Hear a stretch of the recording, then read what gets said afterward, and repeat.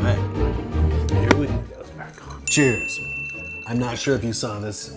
There's a J on this glass. This one's gonna be a little bit on the serious side. So this channel, Brash Religion, is about a couple of things. Mostly it's about filmmaking, because that's what I do. That's basically my new religion. A little bit of this will be about being an ex-Mormon. That was a religion I was part of for about 25 years. And this one is a little tough for me to talk about, but I'm definitely making a film about it. So it does cover both the filmmaking side and the ex-Mormon side. And I'm going to title this Why I Left the Church. So if you've ever said that you've left the Mormon Church, a lot of people like to ask you why. Why did you leave that church? Why? Why? Why? Why? It's just the question everybody asks. It's like, you know, I have never heard anyone say, why did you leave the Episcopal Church? But when you say I left the Mormon Church, somehow everyone's like, really? Why? The hard part about that question is that it's very loaded. There is no one reason. So I do a lot of videos for someone called Soul Searching Girl, aka Amy Logan Life. She started when we made a lot of videos that were about leaving the church and the reasons why she left. Every bit of it. Now that is somebody who has done her homework. She has studied. She started with a book called Rough Stone Rolling. That's a book I still haven't gotten through. However, when I was a kid, my mom had all the church history books. So I read all of this history stuff. I read lots of books that the church themselves don't even talk about anymore. They're not in the church bookstore anymore. It kind of makes me mad that I put in all that time. Mormon Doctrine, that was a book. Back in the 70s and the 80s, you put in all this time trying to be, you know, church oriented. I didn't know. I was just following what my mom did. My mom read a lot of these books and she's still in the church. But for a lot of people, they read these books like Rough Stone Rolling. That becomes the beginning of the end for them. Back to Soul Searching Girl. She did her homework. I think for her, everything started with polygamy. And polygamy was a thing in the church that no one really wanted to talk about in our era. I'm not talking about millennials or whatever's going on today. What I lived through was from 1973 till 2000. Yep, 2000. It's about the time I left. The guy who made the CES letter did everyone a great favor by being able to streamline the process. Instead of us having to go and sift through like I did growing up. If you've spent a lot of time in the church, you have possibly let your mom, your dad, your uncle, whoever came before you, get her testimony for you, which really just means they did the thinking for you. For a lot of Mormons who are in the church still to this day, they will probably say, you know what, if you left the church, you probably let someone else do your thinking for you and you relied on their testimony. Actually, a pretty good point. A lot of people possibly did that. If you grew up in the church, you didn't have much of a choice. Your parents were like, if you want to live in my house, you're going to church. And that was it. You didn't have choices as to like, oh, I just decided not to go to church ever again. That wasn't a thing. So for a lot of us, we had to wait until we were an adult to actually think for ourselves. Even if you thought for yourself as a teenager, you really had to wait till you were an adult to act on that. So I got caught up into the whole thing of here's what you do. I did everything you're supposed to do as a church member. I got every frickin' award. I was an Eagle Scout, seminary, and I went on a mission to South Carolina. While I was in South Carolina, I served in North Augusta, Columbia, Clemson, Charleston, Greenwood. So now having done all these videos for Soul Searching Girl, and then watching a lot of these other people who've put up videos why I left the church, and I've decided this week I'm going to get in on this. I have to say why I left. And like I said, it's really hard to narrow it down to one thing. It isn't one thing. So if you're a member of the Mormon Church and you see someone like me leave the Mormon Church, you have to sit there and talk to your friends and go, well, he had to have left because he got his feelings hurt, because he wanted to drink, because he wanted to go have sex. He couldn't hack it. So what I'm going to tell you right now is the seed to why I left. Not the reason I left, but the thing that really started me thinking for myself. I had gotten caught up in the whole missionary thing. It's easy to do. The church celebrates it. All your friends are going on a mission. Everyone's supporting it. Everyone's happy that you're going. They're excited for you. And there's this little party where you rip open the letter that tells you where you're going. It's fun. And again, I still will hold on to the fact that most people in the church stay in the church because it is a big family. And when I was 18 or 19 and making that decision about going on a mission, I didn't really have confidence in my own decision making yet. So I went on my mission. Any thoughts that I had of my own that said, maybe this isn't for me, maybe this is wrong, why is my grandfather left out of things, how do I feel about my non-member family? Because they were kind of left out. They can't go in the temple when you get married. There's all kinds of exclusionary stuff that goes on in the church. And I'm not that guy who needs to be behind the velvet ropes in the VIP room. I'm just not, I don't care. But there are a lot of people in the church who like that. At 18, 19 years old, I didn't know that my thoughts had any validity. I thought that my thoughts could be wrong. So I stuck with the program. I'd been doing it since I was 8, 10 years now. So here's where things get a little tough. My second area was in Columbia, South Carolina. And so you know how missionaries work. We knock on doors, and we were in a very bad neighborhood, which I chose to go to. I grew up in those kinds of neighborhoods, and we knocked on doors for probably a couple hours. And then one guy, I will say his name was Wilbur, he answered the door and let us in, and he talked to us for the next 6 weeks. Every week we'd show up and we'd give him a new lesson. At the time there were 6 lessons. They called them discussions. When we teach the discussions to people, you're not telling them anything the church doesn't want people to hear. You're only telling them stuff that's palatable for a non-member. Anything about peep stones, what goes on inside the temple, we didn't talk about stuff like that.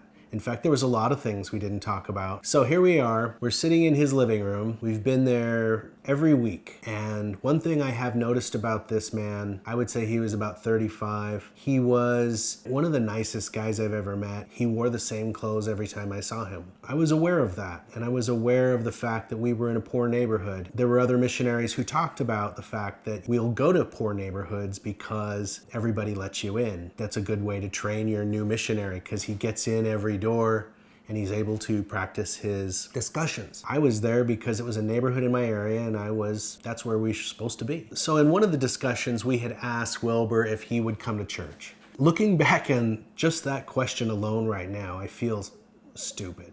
You know, I feel sorry for the person I was at that moment. Well, we didn't think of it as marketing. We thought we were doing what was right. So we asked him to go to church. He kindly said no. And he kindly said, that's a white church. He was a black man.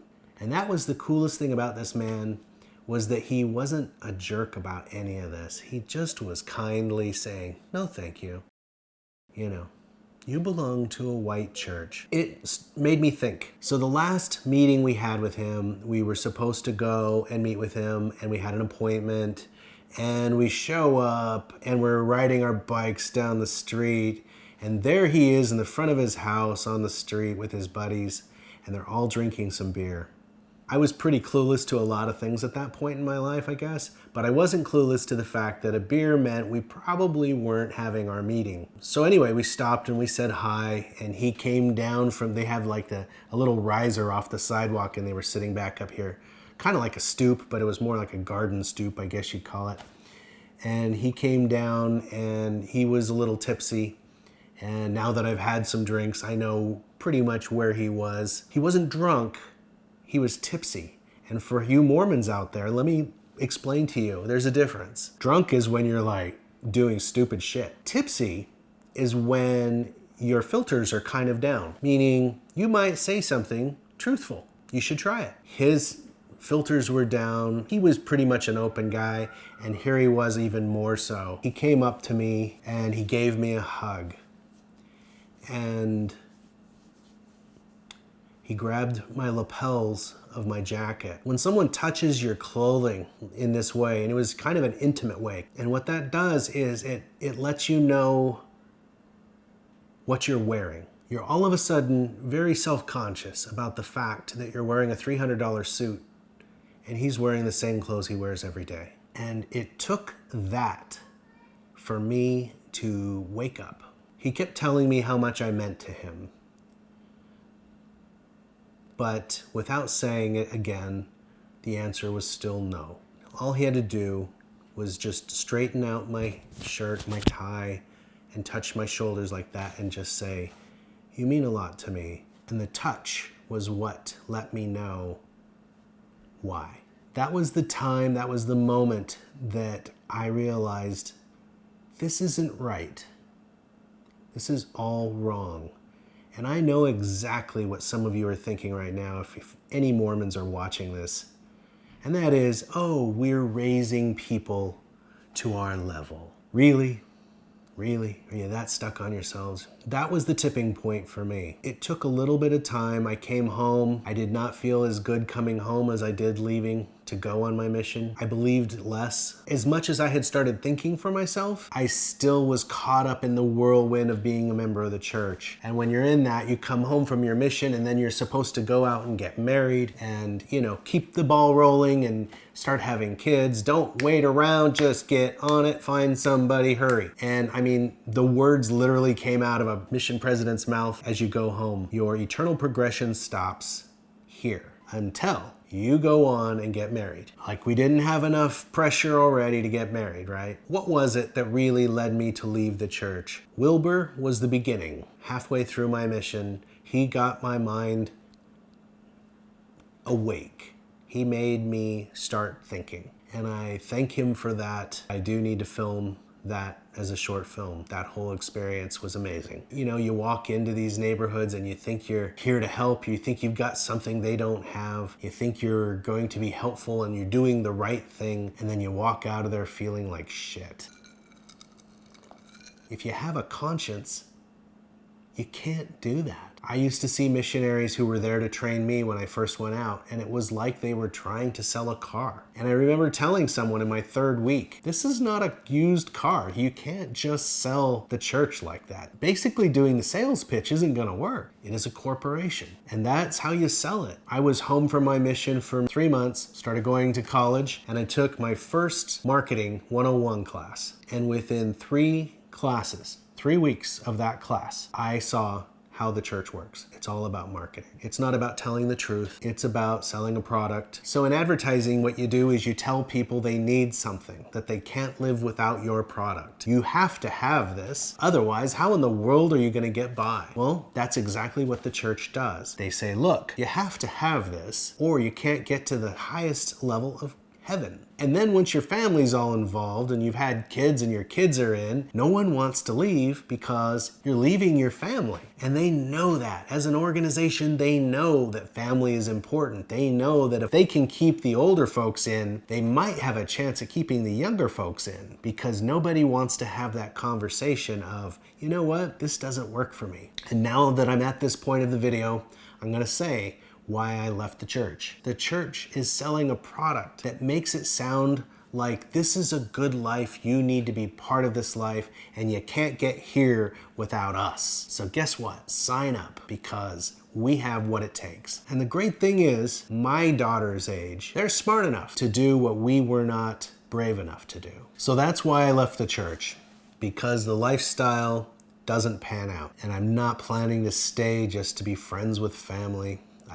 If people don't like me because I left or because I make a video, that's the way it is. I look up to people who speak out and tell people why they don't belong anymore. And there's so many of them out there now making videos, and I think it's amazing. I still make videos to this day for Soul Searching Girl because I believe what she does is help people. Nobody wants to talk to you when you leave the church because usually all your friends are members. It's kind of like a disease. They're afraid maybe if I talk to them, maybe there's something in there that'll make me also not believe. And I don't want that, so I'm just gonna back up. So that's why I wanted to make this video. I'm gonna make a short film eventually. I'm working on it. It's a very touchy subject for me because it was an emotional part of my life, and it was a part where someone else actually reached through this weird curtain called Mormonism and woke me up.